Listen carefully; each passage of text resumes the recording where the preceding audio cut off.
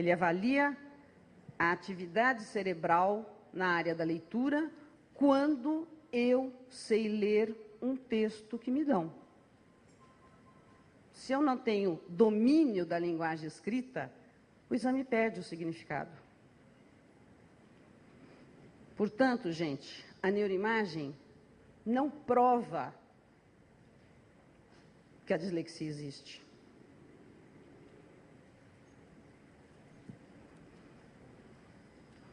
De novo, como eu não quero que acreditem, tem alguns autores, também sempre autores conceituados no campo. Vejam, essa autora Ellis, em 1984, está dando para ler?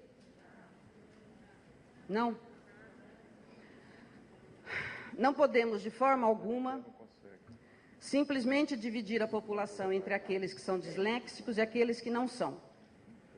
Assim, parece pouco provável que exista qualquer sintoma ou sinal que irá distinguir quantitativamente disléxicos de não disléxicos. Ixi, aí até faltou um não, hein? Disléxicos de não disléxicos. Ou seja, uma autora, num texto sobre dislexia, defendendo a existência da dislexia, reconhece que não temos elementos precisos para esse diagnóstico. E a gente não está falando de criança mal educada, criança agressiva ou criança que não sabe ler. A gente está falando de uma doença neurológica. Portanto, temos que exigir critérios precisos e bem definidos. Posteriormente, o mesmo Schweitz, aquele da definição, diz, eu estou lendo porque no fundo não está dando para ler. Nossos resultados indicam que a dislexia não é fenômeno tudo ou nada, mas ocorre em diferentes graus de severidade. Embora as limitações de dados tornem necessário impor pontos de corte, os médicos devem reconhecer que eles podem não ter validade biológica. Isso é de 1992, numa revista bastante conceituada, New England. E mais recentemente, em 2006, Siegel diz o seguinte, um dos grandes problemas é que não existe nenhum exame de sangue específico ou resultado de imagens do cérebro que possa fornecer um diagnóstico. Fundamentalmente, o problema é que a leitura é medida em um contínuo e não há nota de corte em um teste de leitura que claramente distinga indivíduos disléxicos e não disléxicos. A distinção entre dislexia e leitura normal é arbitrária. O ponto de corte varia de estudo para estudo. Exatamente onde está a linha entre disléxicos e não disléxicos é subjetivo e controverso. Por uma doença neurológica. Bom, entramos então no terreno do tratamento da dislexia, que é sempre um tratamento longo, caro, sofrido, multidisciplinar, multiprofissional, envolvendo vários profissionais. Isso tudo nós já sabemos. O que não se fala muito é que por trás do tratamento da dislexia e do TDAH tem escondida a indústria farmacêutica, que não aparece muito. Tá?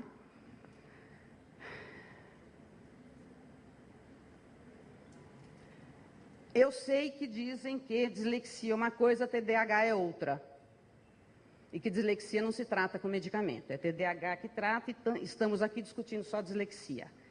Entretanto, no site da Associação Internacional de Dislexia, que congrega todas as associações regionais de dislexia, tem uma seção que é de perguntas e respostas. E lá tem uma pergunta que é: TDAH e TDA são distúrbios de aprendizagem?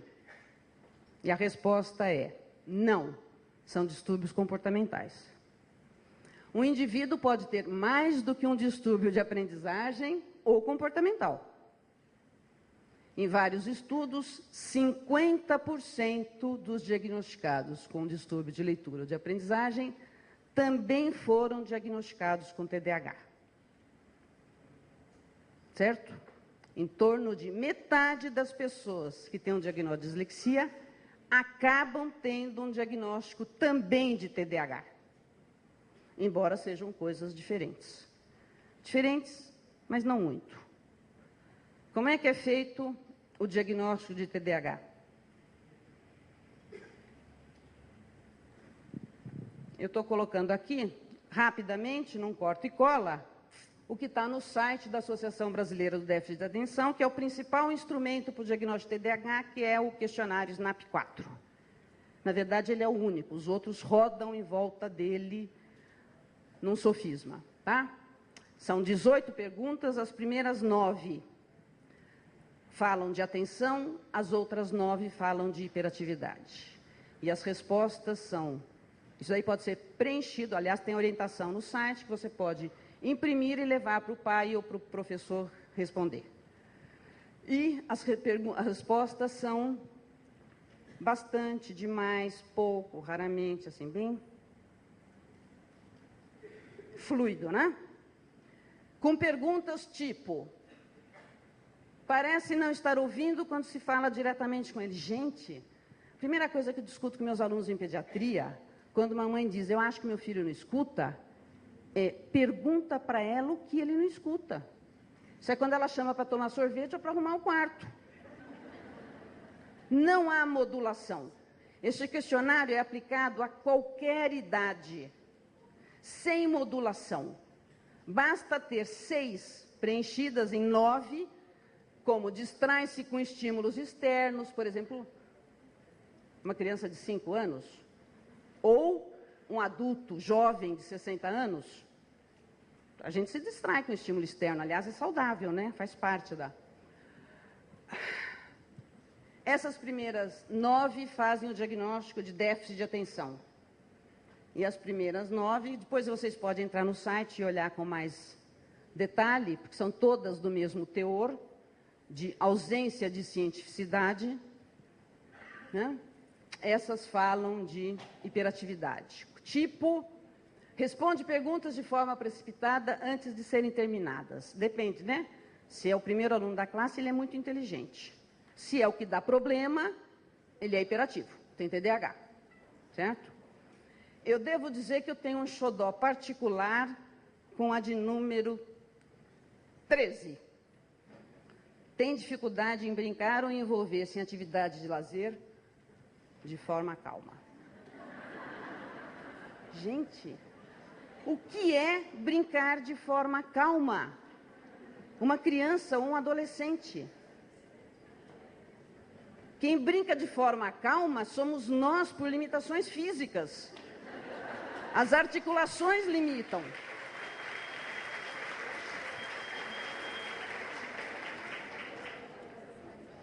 Tem outras pérolas também, né?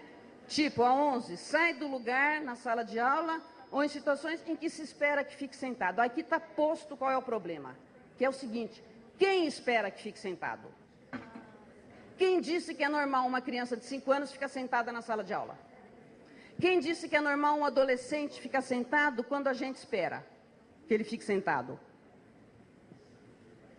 É o peso da autoridade de quem define o que o outro deve fazer, e não o que é normal, não do ponto de vista da educação, mas do ponto de vista biológico que a gente está falando aqui. Bom, feito o diagnóstico desse modo, eu só queria voltar e lembrar que a questão da indústria farmacêutica e suas relações com a sociedade têm sido bastante divulgadas. Constantemente saem na mídia reportagens, estou encerrando já, sobre essa questão. Tem um site americano, que é esse que está posto aí, que foi construído e até hoje é mantido por familiares de crianças e adolescentes que morreram pelo uso do metilfenidato, que é a Ritalina, que é a principal droga ainda usada para o TDAH.